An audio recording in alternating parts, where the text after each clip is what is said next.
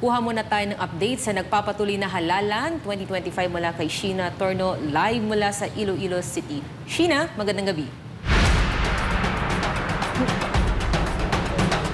Magandang gabi mga kapartner, no, especially kapartner Ina, kapartner Banatbay, and Attorney Trixie. Sa mga oras na ito ay nandito ako ngayon sa Haro 1 Elementary School. Dito pa rin yan sa Iloilo City dahil sa nagpapatuloy natin na special coverage ngayong halalan 2025. At makikita nyo nga mga kapartners, no, sa mga oras na ito, magsa 7 p.m. na patuloy pa rin yung botohan dito. May iba nga na humahabol pero unfortunately hindi na nga pinapayagang pumasok dahil kulang na sa oras, no. At para bigyan tayo ng update dito sa sitwasyon at kalagayan ng mga botante natin ay makakasama natin si Dr. Gracias Malazarte. Siya po yung Principal 3 at DepEd Supervising Officer dito po yan sa Haro 1 Elementary School. Ma'am, magandang gabi. Live po tayo sa napapatuloy namin na special coverage sa SMRI News. Bigyan niyo po kami ng update, ma'am. Marami pa blockbuster. Parang sinihan pa rin po yung pila ng mga botante sa mga oras na ito. Go ahead po. Magandang gabi Pilipinas. Ito po ay nasa Haro 1 Elementary School. So far sa ngayong gabi, bago ang alas 7, marami pa rin po kaming mga botante na nakapila dahil nga sa mga issues na nakaharap namin ngayong araw. Pero salamat sa COMELEC dahil nagkaroon sila ng assistance kung paano namin gagawin ang lahat. At saka kung meron mga concerns, na iron out rin natin yon at saka nabigyan natin ng solusyon. Ma'am, kanina may mga nakapanayam ako mga help desk volunteers doon po, dito po sa school na ito, no? Common talaga na concern talaga nila is yung hindi nila mahanap yung kanilang pangalan, kumbaga deactivated na sila. May iba ring nakuha kong concern from election board na may invalid ballots daw po dito. Ibig sabihin, may mga balota na nilagay sa presintong yan na hindi naman para dyan. Bigyan niyo po kami ng update. Okay, when it comes sa mga pangalan, siguro bawat eleksyon nangyayari yan. At saka yung mga issues na concerns ng mga voters natin, nasasagot naman yan ng COMELEC at ng help ng mga PTCRV volunteers natin. When it comes sa invalid ballot, part na yun ng na-include doon sa mga ibinigay ng COMELEC. So, walang say doon ang EB, kundi nakita na lang nila during the giving of the ballots sa mga voters na may ganong mga issues doon. Pero good for the COMELEC that they were able to respond immediately upang ma-resolve yung problem sa invalid ballot. Okay. Opo, kanina din ma'am, may isang botante na lumapit sa help desk nyo kasi yung binoto niyang kandidato binasa naman ng ACM. Pero yung hindi niya binotong kandidato ay binasa pa rin. Kumbaga nandoon sa kanyang resibo ba? Sa kanyang, yung binoto niya, yung hindi niya sinade na kandidato, yun yung nakalagay. Okay.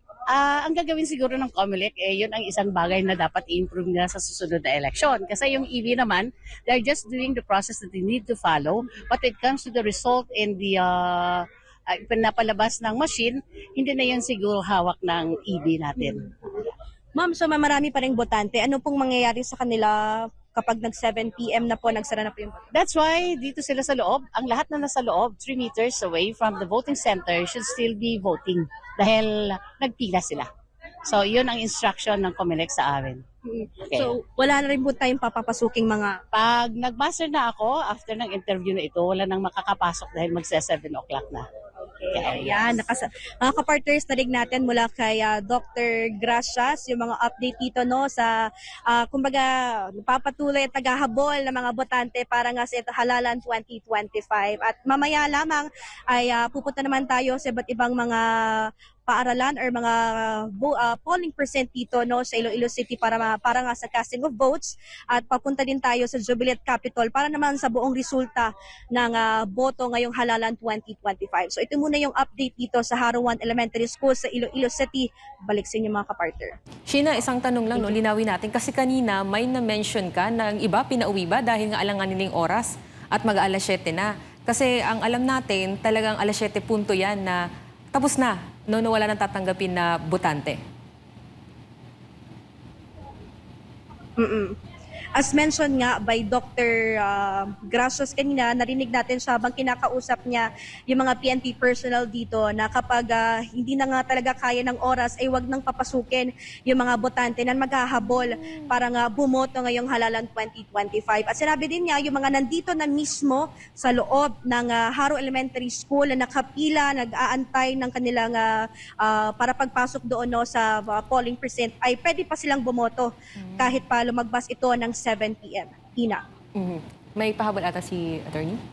Written po ba yun? Kasi ang sinabi ni ma'am is, yun ang sabi ng COMELEC sa amin. So was this verbal instructions na before 7 p.m. o binigyan sila ng ng discretion, sila yung mag-decide kung magpapapasok pa before 7 p.m. Kanina kasi Attorney Trixie ay galing tayo sa ibang school, no? Ibang polling precinct at hindi natin naabutan yung taga COMELEC which is representative ng COMELEC dito sa Iloilo City at yun daw po yung verbal na sinabi sa kanya ng mga personnel or mga staff from COMELEC or COMELEC Iloilo City na kapag ganong oras na nga ay hindi na pwedeng humabol pa or pumasok pa. So ito ay galing mismo kay Dr. Gracias yung pahayag na ito na personal talaga sinabi niya sa PNP personnel na close na talaga ang gate kapag 7 p.m. or hindi nahahabol on that time, Attorney Trixie. Hala. So wala pala itong written directive. Sinabihan lang sila na pwede silang mag-decide kung hindi na nila kaya is magsara ng presinto, di na magpapasok 10 minutes or before 7 o'clock. Kasi malinaw yung rule eh. Polls are open from 5 a.m. to 7 p.m.